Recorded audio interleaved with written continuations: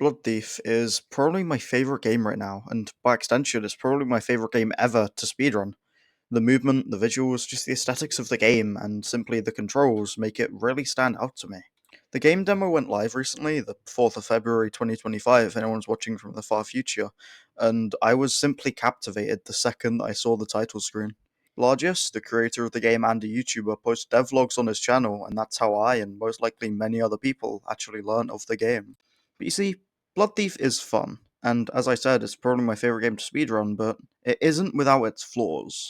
Blood is the main mechanic of the game. You collect it by killing enemies or picking up a little get me up flask. Blood has many uses. You want to slide without a slope, you'd need some blood. You want to ground pound? Blood. You want to fly towards an enemy and instantly chop their head off? Gotta get some blood. Blood can also act as an extra health bar. Without blood, you're always perpetually one hit away from dying. When you're hit with your blood meter being slightly up, then you'll just lose some. Blood Thief is a difficult game. The AI is incredibly hard, the swordsman can be quite annoying. The archers, please do not get me started on the archers, but blood can sometimes trivialize it.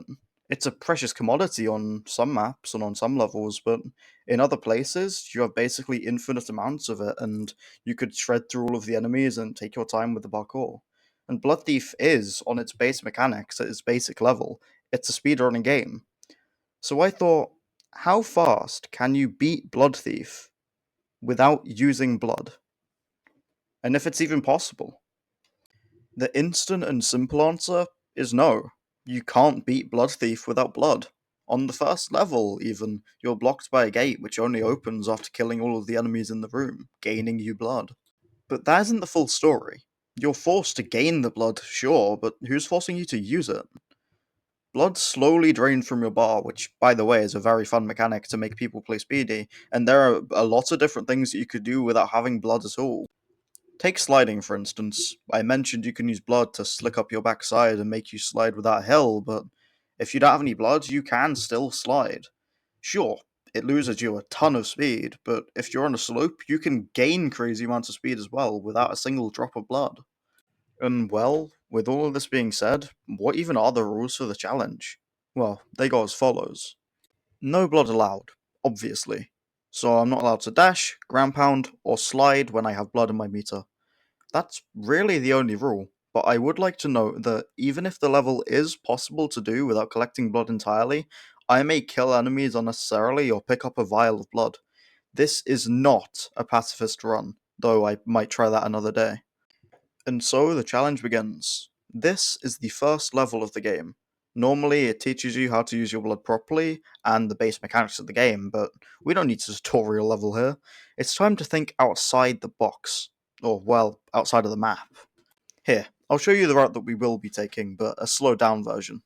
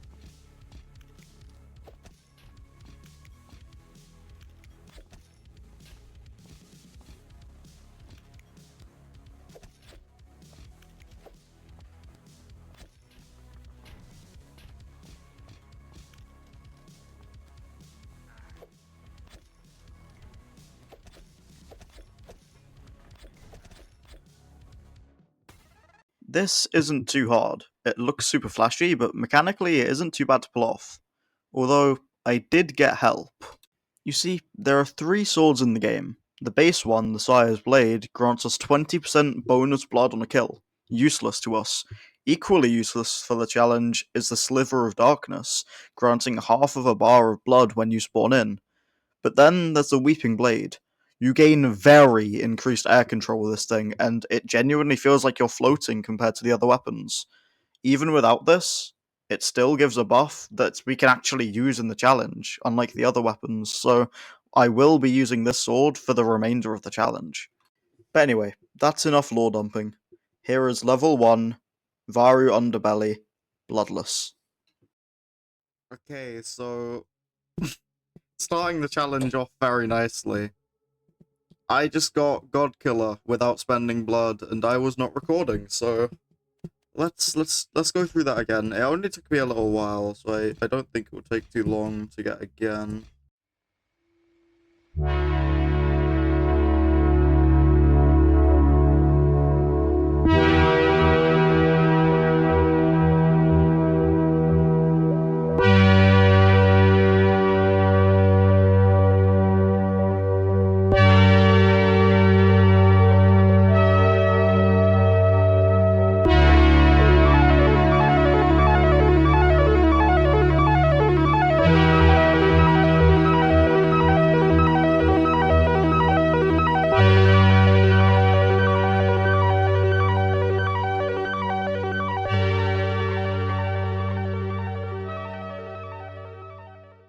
And there we are. I mean, I'm quite happy with that time for the first level, and honestly, the route was pretty fun to come up with. It's pretty much just a modified version of the speedrun route, but still, I mean, it's something that I created.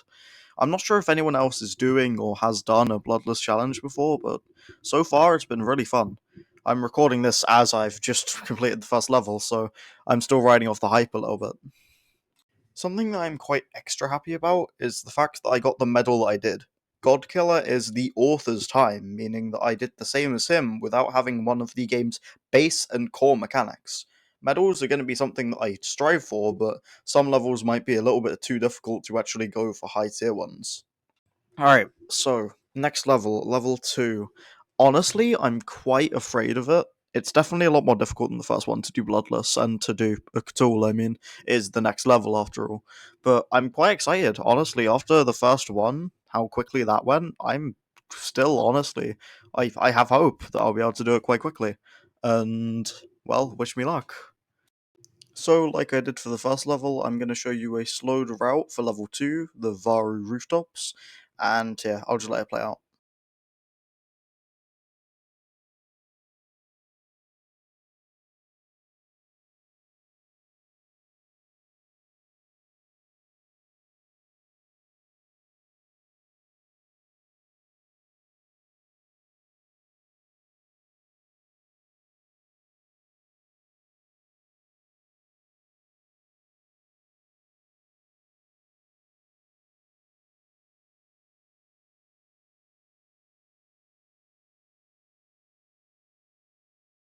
Once again, it's just a slightly modified version of the speedrun route for this level, and honestly, it was quite quick to come up with, and honestly, probably even quicker to actually do. Learning the map and learning the out of bounds was the hardest part about it. Just learning where you have to go and memorizing where all the slants are so I can get some speed and slide, but eventually I was able to get this run.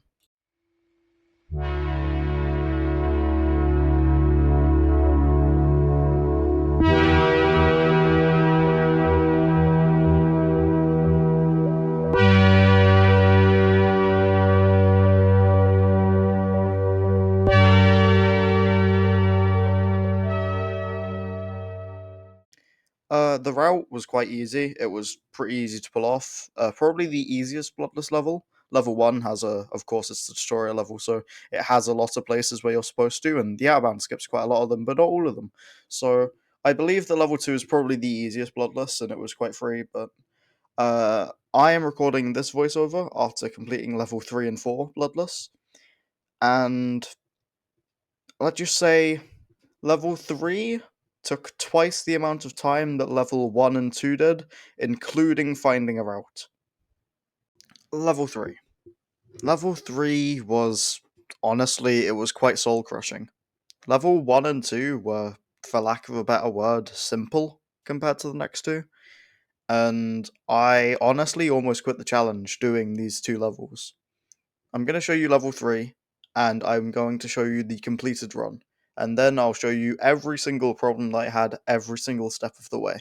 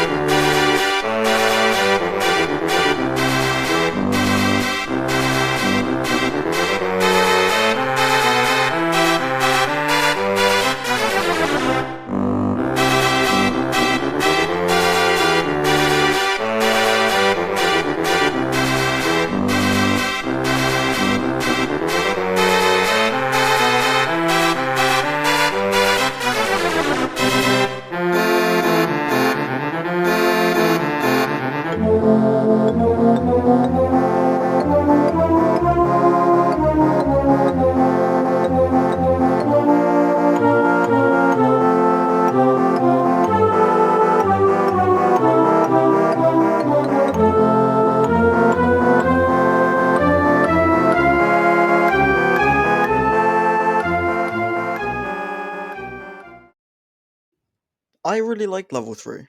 I saw the speedrun route for it, I really thought that was a fun track. And then I played it bloodless. I played this map for about 30 minutes, which doesn't sound like a long time, but when you're resetting about 30 seconds in each time, it does really get annoying. The pillars are so janky, especially when you're trying to jump off of them, as I was, and finding the route where you weren't getting shot because of the copious amount of archers was very, very difficult.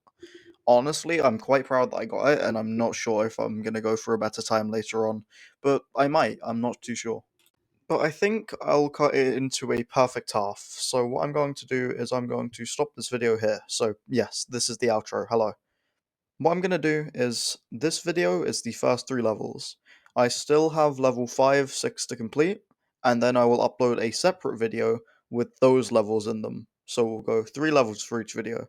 I know they're going to be a lot harder, which is why I'm putting it off, but I still want to upload this video since I'm quite proud of the work that I've done.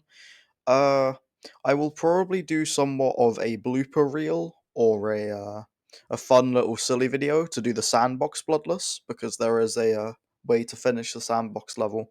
So that sounds like a fun idea, and I might stream it as well. I'm not too sure, but for now, this is bye bye, and I will be coming to you with the next 3 levels, hopefully soon.